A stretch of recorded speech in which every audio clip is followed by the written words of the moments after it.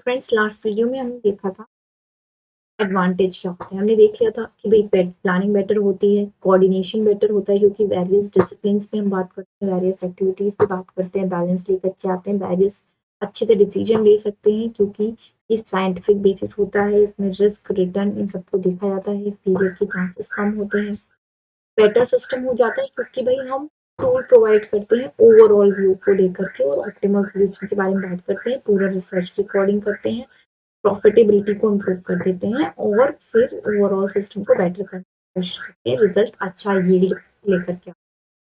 अब लिमिटेशन क्या है भाई? कॉस्टली है। कॉस्टली क्यों है? क्योंकि इसमें हम एक सिंपल सी बात है कि एक्सटेंसिव टेक्नोलॉजी को यूज करता है, मैथमेटिकल टूल्स को यूज करता है, इसके लिए स्पेशलिस्ट की जरूरत होती है, एक्सपर्टीज की जरूरत होती है, जिसकी वजह से ये बहुत ज्यादा कॉस्टली होता है। Lack of trained person, operation research क्योंकि ज्वाइंट डिसिप्लिन है, यहाँ पे आपको एक पर्सन के पास एक्सटेंसिव नॉलेज नहीं होगी, जिसकी वजह से वेरियस सब सिस्टम क्रिएट करने पड़ते हैं। और यहाँ पर अभी आप देखिए तो आपको वेरियस सब सिस्टम्स ही मिलते हैं और एक होलिस्टिक वे में आपको कोई एक पर्टिकुलर व्यक्ति नहीं मिलेगा।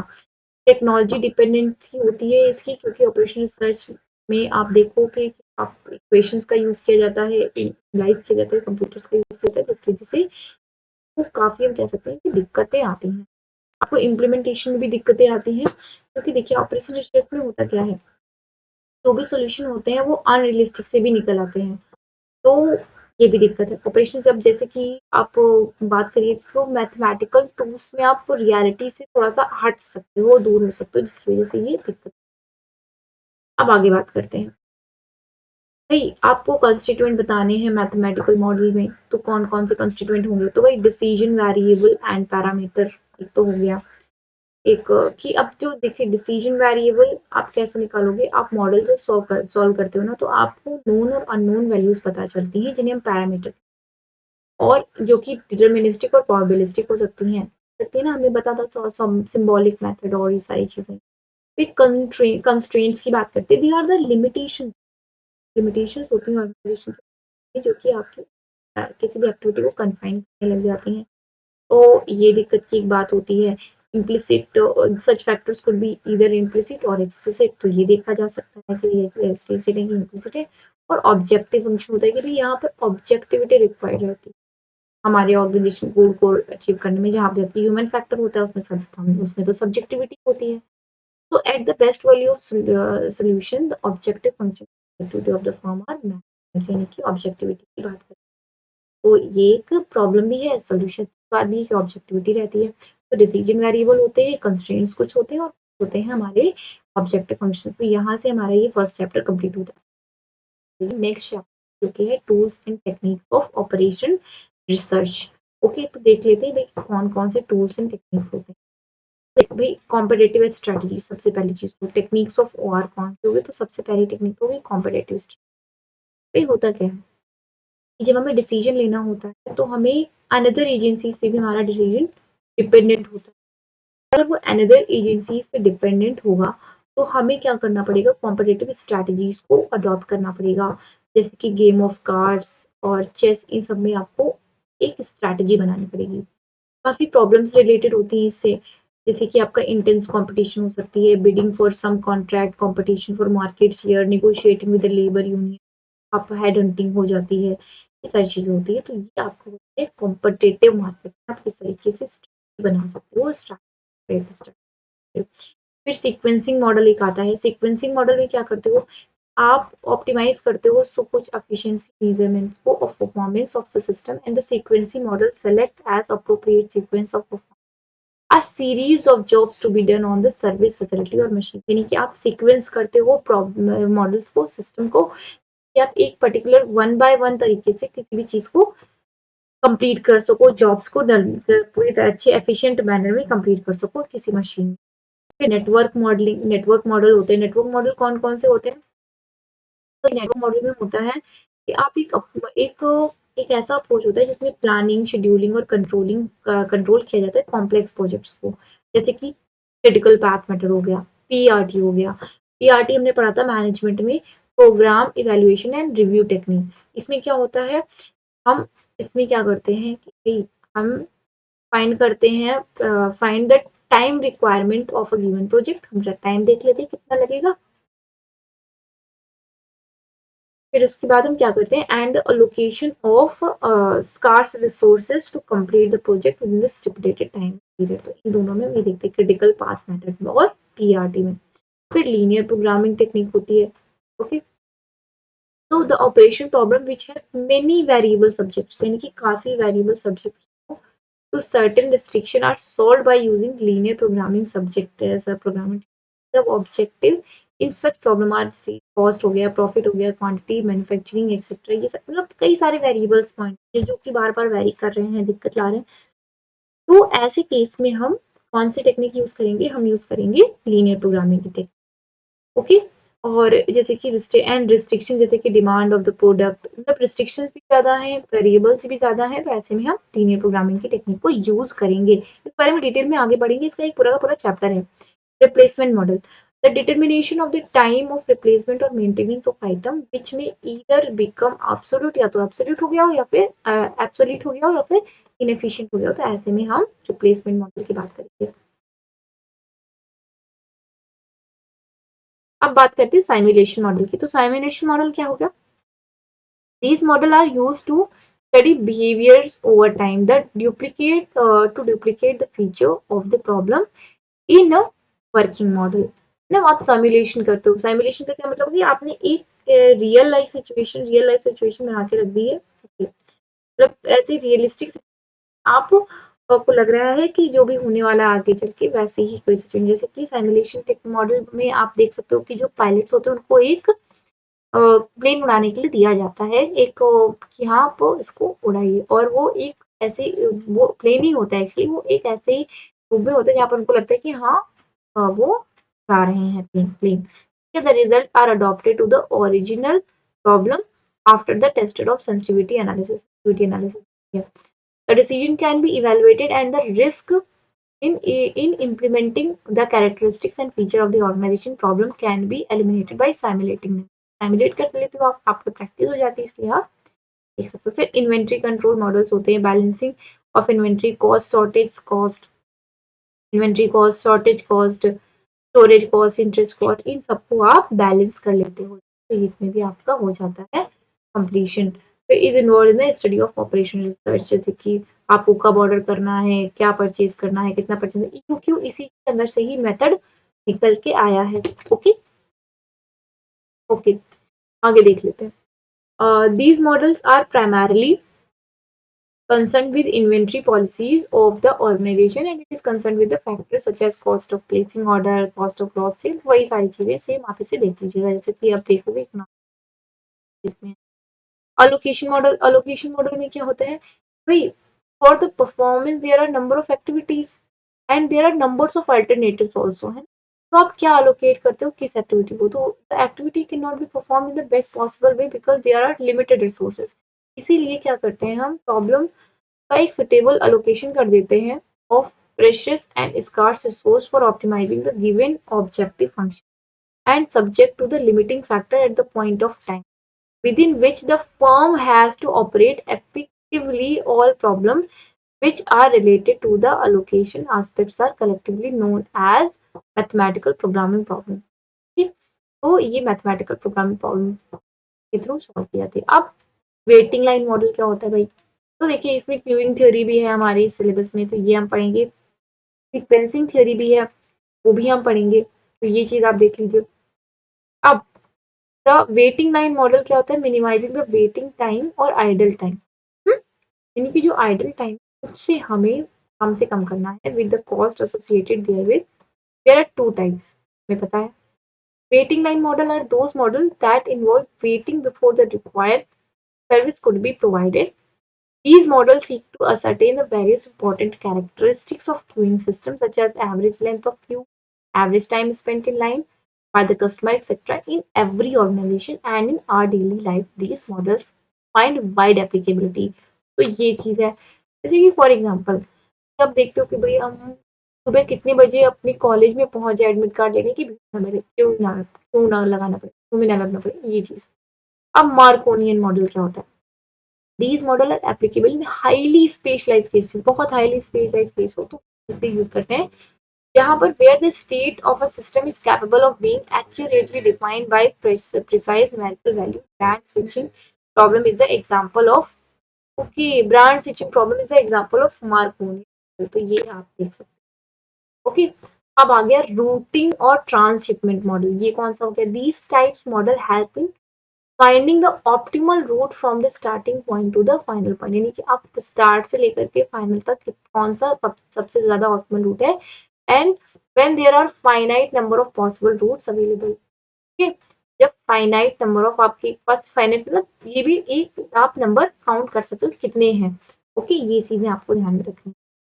आप देखिए, हम आगे बात कर लेते हैं कि हमने कितने मॉडल देखे। सबसे पहले तो देखिए मार्कोनियन देखा हमने, वेटिंग लाइन मॉडल देखा, देखा एक inventory control model, allocation model देखा हमने। ओके, और याद करना है आपको और भी, में हमने देखा सीक्वेंसिंग मॉडल देखा, नेटवर्क मॉडल देखा, लीनियर प्रोग्रामिंग, रिप्लेसमेंट, साइमुलेशन, ये सारे देखे। तो लीनियर प्रोग्रामिंग में आप ये ध्यान रखिएगा, वेरियस वेरिएबल्स, यानी वेरिएबल भी सारे कई सारे हैं और रिस्ट्रिक्शन भी कई सारे हैं। ओके, तो ये आपको बहुत जरूरी है याद रखना। आगे बढ़ चलते हैं, रिप्लेसमेंट प्रॉब्लम क्या कौन सी होती है। तो देखिए रिप्लेसमेंट प्रॉब्लम में क्या है, ये वो प्रॉब्लम है जहां पर आपको कुछ रिप्लेस करना, कुछ ब्रेक डाउन हो जाए, कुछ दिक्कत हो जाए, है ना। यानी कि आप एक बात कर सकते हो कि यहाँ पर सक्सेशन की प्लानिंग होती है ना। सक्सेशन पढ़ा होगा आपने ऑर्गेनाइजेशन थ्योरी में, भाई सक्सेशन हो रहा है किसी व्यक्ति का, तो वो देखिए, it involves those item that degenerate with the passage of time and use।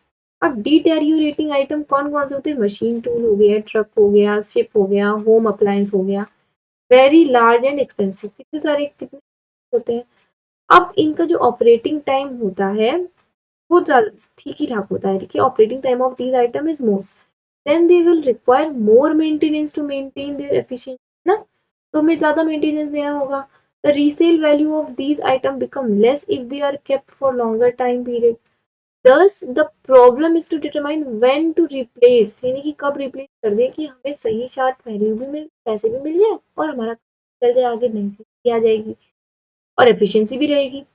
Then how much maintenance to perform so that the sum of operating maintenance and investment cost is minimized, यानी कि जो भी operating cost है, maintenance cost है, investment cost है, सबको minimise करा जा सके। तो द ये जो नॉन डिटेरियोरेटेड आइटम है सच एज लाइट बल्ब हो गया, vacuum tube, ink cartridge etcetera, are relatively small and inexpensive, यानी कि कुछ मतलब ठीक रहते हैं, इनएक्सपेंसिव होते हैं, तो इनमें हमें ज्यादातर रिप्लेसमेंट की जरूरत नहीं पड़ती है। Okay, so okay, so the problem involved in these items is to determine whether to replace them as group or to replace them individual as they fail. So labor cost generally increase when single item is replaced, therefore group replacement should be done. Okay, so ये जो bulb है, ये सब, ये जो छोटे इनमें group replacement करना चाहिए, और जो बड़ी चीजें किस तरीके से उसमें बात करती है। ऑब्जेक्टिव क्या है? To direct the organisation toward profit maximise, और आपका जो भी है कॉस्ट मिनिमाइजेशन। ठीक है, फिर deciding the replacement policy that determines the optimal replacement age of equipment instead of using higher maintenance cost for long time, यानी कि ज्यादा कॉस्ट आपको पड़ जाएगी। ओके, अब देख लेते हैं भाई टाइप्स ऑफ फेलियर मैकेनिज्म क्या हो है ना। एक तो होता है gradual failure. Gradual failure occurs when the life of an item increases, it results in decreased efficiency. Okay, decreased productivity, increased operating cost, decreased efficiency, decreased productivity, and increased operating cost, and decreased in value of the item. It is also known as slow or progressive failure. तो ये gradual failure हो गया। अब sudden failure देख लेते हैं। sudden failure में क्या होगा भाई? बिल्कुल अचानक से काम खत्म। Fail after some period of usage, it may cause loss of production for any type of equipment, and period between installation and failure is not constant, but with follow some probability distribution which may be progressive, retrogressive and random in nature, यानी कि progressive, retrogressive random nature ऐसे probability distribution हम कर लेते हैं कि भाई इस चीज में हमें दिक्कत आ सकती है, तो हम इसको पहले से ही ध्यान में रखें। ठीक है, अब रिप्लेसमेंट प्रॉब्लम कौन कौन सी होती है, टाइप कितनी है, कितने होते हैं, तो देखिए हम क्या देखेंगे कि भाई यहाँ पर there are major two types बताया हुआ है इन्होंने, तो देख लेते हैं। Replacement of asset that deteriorate with time, पहला simple probabilistic model for asset which fail completely. So this includes the replacement of those assets which fail due to sudden failure. ये तो सडन के लिए है, तो इनका देख लेते हैं भाई, धीरे धीरे टाइम पास हो रहा है।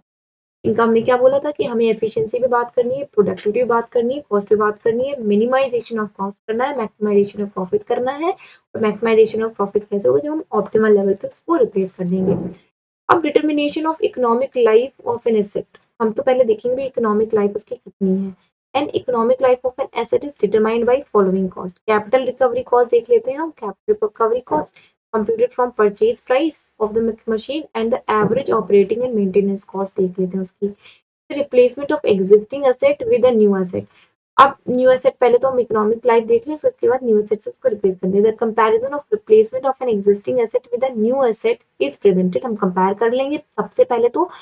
फिर for making comparison the annual equivalent cost of each alternative should be computed, then the least cost alternative should be selected as the best alternative, यानी कि आपको जो then the least cost alternative आपका हो जाएगा बेस्ट अल्टरनेटिव। ओके, तो जल्दी से खत्म कर लेते हैं हमारी। ओके, अब देख लेते हैं इंफॉर्मेशन थ्योरी के बारे में। ओके, अब ये इंफॉर्मेशन थ्योरी क्या हो गई, नई चीज। तो देखिए तो 1948 में बनाया गया था, क्लॉड शैनन ने बनाया था। ओके, किसने बनाया था, क्लॉड शैनन ने इंफॉर्मेशन थ्योरी बनाया था। इंफॉर्मेशन में क्लॉट आ गया था, तो क्लॉड शैनन।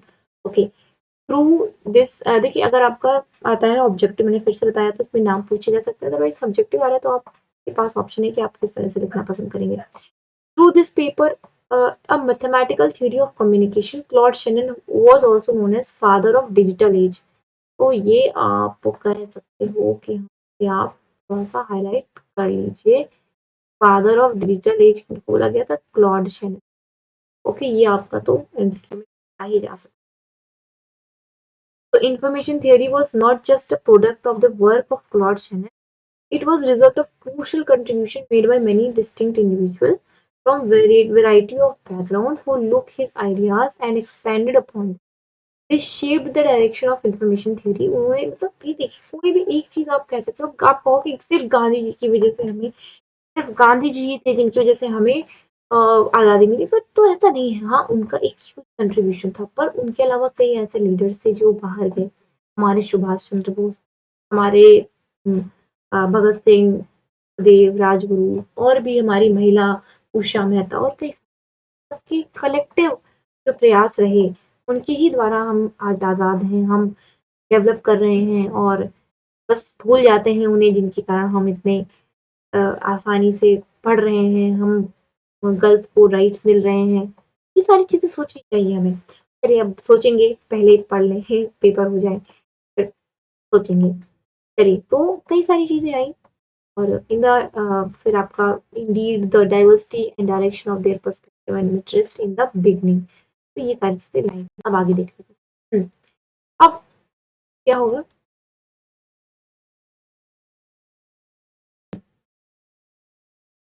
अब प्रैक्टिकल एप्लीकेशन की बात की गई। Information theory was sponsored in anticipation of what it could provide. And this continued interest result in the multitude of technology we have today। It become जो कि हमारे मतलब मल्टीट्यूड टेक्नोलॉजी मिली, तो ये हमें देखना है। अब as a broad spectrum of field from management to biology, all believe the information theory to be magic की, यानी कि information theory अपने आप में मैजिक की थी, मल्टीडिसिप्लिनरी थी। आप देख लीजिए, वैसे काफी इसमें दिया हुआ है। तो पहले तो इन्होंने ये बताना चाहिए था कि theory क्या थी, पर ये नहीं बता रहे हैं। The field focus various influence, हाँ यहाँ से आप ले सकते हो कि फील्ड किस पे फोकस करती है, ये वेरियस इन्फ्लुएंस पे फोकस करती है। Okay, So the field focus various influence narrowed when moves from this initial chaos. The external influences एक होता है focus various influences external such as the space race steered the progress of field within these established boundaries through it all expansion in information. Theory was constantly controlled by the hardware technology limitation. Indeed, the lack of such technology caused the death of information theory. ओह इनका तो death ही हो गया है तो फिर इतना क्या पढ़ना फिर and its widespread availability is behind its current overwhelming success. Okay देखिए इंफॉर्मेशन थियरी तो अकॉर्डिंग ये हो सकता है कि भाई प्रैक्टिकल एप्लीकेशन की बात की गई इसकी वही इंफॉर्मेशन थियरी के थ्रू ही ये इंफॉर्मेशन टेक्नोलॉजी लाई होंगी अकॉर्डिंग टू मी ओके देख लीजिएगा आप इसे थोड़ा सा और एक्सटेंसिवली पढ़ लीजिएगा आपको ज़्यादा अच्छे समझ में आ गया हो तो नीचे कमेंट बॉक्स में एक्सप्लेन कर दीजिएगा for others convenience too okay तो हमने ये देखा था क्लॉड शैनन है फादर ऑफ डिजिटल एज इसमें इंफॉर्मेशन टेक्नोलॉजी की बात की गई रिसर्च की गई थ्योरेटिकल वे में लिटरेचर बात कर लेते हैं next types of sudden failure अब टाइप्स ऑफ सडन फेलियर हमने क्या क्या देखा था ग्रेजुअल फेलियर सडन फेलियर अब सडन फेलियर के भी टाइप्स देख लेते हैं अब सडन फेलियर में प्रोग्रेसिव फेलियर होते हैं रेट्रोग्रेसिव फेलियर होते हैं रैंडम फेलियर वैसे वहाँ पे देखा था इन्होंने अलग अलग फ्रेगमेंटेड वे में दे देते हैं सब प्रॉब्लम के लिए तो अब देख लेते हैं ये क्या होगा when a failure increases with the increase in life of an asset is called progressive failure for example light bulbs and tube light fail progressively okay तो ऐसा हो जाता है प्रोग्रेसिवली फील करते हैं तो भाई फेलियर आपका इंक्रीज हो जाता है जैसे जैसे आपकी टाइम बढ़ता जाता है तब वैसे वैसे आपके उसकी फेलियर बढ़ते जाते हैं retrogressive failure if at the beginning of the life of the asset the probability of failure is more and the chance of its failure becomes less as the time passes then it is known as retrogressive failure सही बात है Chinese phone पहले के time पे ये अभी लाए हैं पता नहीं अभी बाहर निकलते ही खराब ना हो जाए ये ऐसा होता था तो वो रेट्रोग्रेसिव फेलियर था ये अभी और हम जब बल्ब लेते हैं तो बल्ब तो लगता है नहीं अभी चलेंगे कुछ समय when the constant probability of failure is associated with the item that failed due to random causes but not related to age is called random failure. For example, vacuum tube, airborne equipment have been found in fail at the rate of independent the age of tube. Okay, so ये सारी देखिए question आ गए तो देखिए अब आपको ये question दिया गया अब आपको ये सॉल्व करना कैसे सॉल्व करेंगे चलिए cost of pipe making machine है 60,000 रुपीज इट्स रनिंग कॉस्ट कितनी है उन्होंने बता दिया resale running cost are age तो ईयर में दिया गया 1 2 3 4 रीसेल वैल्यू ये है और कॉस्ट ऑफ स्पेयर्स ये कॉस्ट ऑफ लेबर ये हमें क्या निकालना है ऑप्टिमम पीरियड फॉर रिप्लेसमेंट निकालना है और ये इन मशीनों के लिए तो अब रनिंग कॉस्ट कैसे निकालेंगे रनिंग कॉस्ट निकालेंगे cost of spares plus cost of labour तो ये आपका हो जाएगा cost and the resale price in successive years तो चलिए देख लेते हैं इसको कैसे करना देखिए आपने क्या किया कि आपने सबसे पहले तो रीसेल वैल्यू ये है रनिंग कॉस्ट आपकी ये है ओके तो आपने निकाल लिया अब अगर आपको निकालना है पूरी तरीके अच्छे से तो आपको बनानी पड़ेगी ये टेबल ओके अब ये टेबल बनाने पे सबसे पहले तो आप लिख दीजिए उसमें ईयर ऑफ सर्विस कितने ईयर में आप उसको सर्विस देगा रनिंग कॉस्ट आपने ऊपर निकाली रनिंग कॉस्ट लिख दीजिए यहाँ पर फिर आप क्यूमुलेटिव रनिंग कॉस्ट भी निकालनी पड़ेगी पर इसको बाद में निकालिएगा पहले आप इधर लिखिए रीसेल वैल्यू ठीक है आपने रीसेल वैल्यू लिख दी रीसेल वैल्यू लिखने के बाद अब आप क्या करेंगे रीसेल वैल्यू लिखने के बाद अब आपको करना है सिंपल सा एक काम वो सिंपल सा काम क्या है देखिए सबसे पहले तो आप अभी इतना कर लिया आपके पास आपने ये निकाल लिया था ये निकाल लिया था फाइन अब क्यूमुलेटिव जो रनिंग कॉस्ट होगी क्यूमुलेटिव रनिंग कॉस्ट आप निकाल लें और क्यूमुलेटिव रनिंग कॉस्ट को निकालने के बाद आप ये जो 60,000 आपका यहाँ पर जस्ट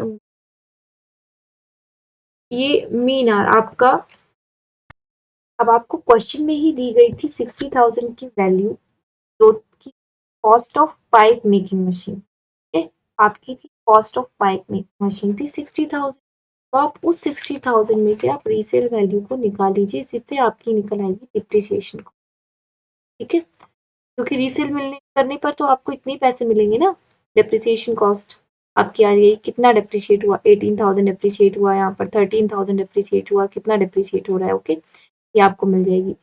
फिर आपने देख लिया, एक तो डेप्रिसिएशन की आपने कॉस्ट निकाल ली और फिर आपने एक निकाली रनिंग कॉस्ट। तो डिप्रिसिएशन की कॉस्ट और रनिंग कॉस्ट को जब आप जोड़ देते हैं तो ये आपकी आ जाएगी टोटल कॉस्ट, और टोटल कॉस्ट को आप नंबर ऑफ ईयर से डिवाइड करते हैं तो आपकी आ जाएगी एवरेज कॉस्ट। और आप देख लो कि एवरेज कॉस्ट सबसे कम कब है, तो एवरेज कॉस्ट आपकी सबसे कम ये है, यानी कि आप कब कर सकते हो इसे रिप्लेस, आप 4th ईयर में रिप्लेस कर सकते हैं, जो कि आपका ये आंसर हुआ। तो वो आपको समझ में आ गया होगा, ओके।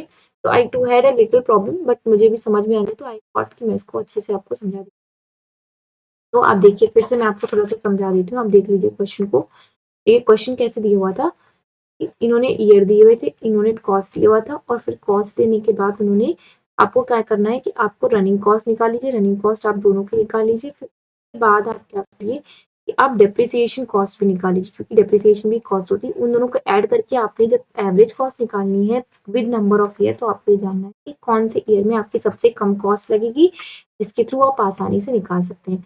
तो आज का वीडियो यहीं तक रखते हैं, इसके बाद के वीडियो सॉरी इसके बाद के क्वेश्चन आप सॉल्व करने की कोशिश करिए, इसी इन्हीं एग्जाम्पल से आपको चीजें समझ में आ जाएंगी और आप आसानी से कर लेंगे, ओके। अगर कोई प्रॉब्लम होती है तो आप कमेंट सेक्शन में डालिए, और भी कोई कमेंट सेक्शन के प्रॉब्लम्स को देखता है तो प्लीज जरूर से जरूर रिप्लाई करिए, ओके। मिलते हैं जल्दी, बाय बाय।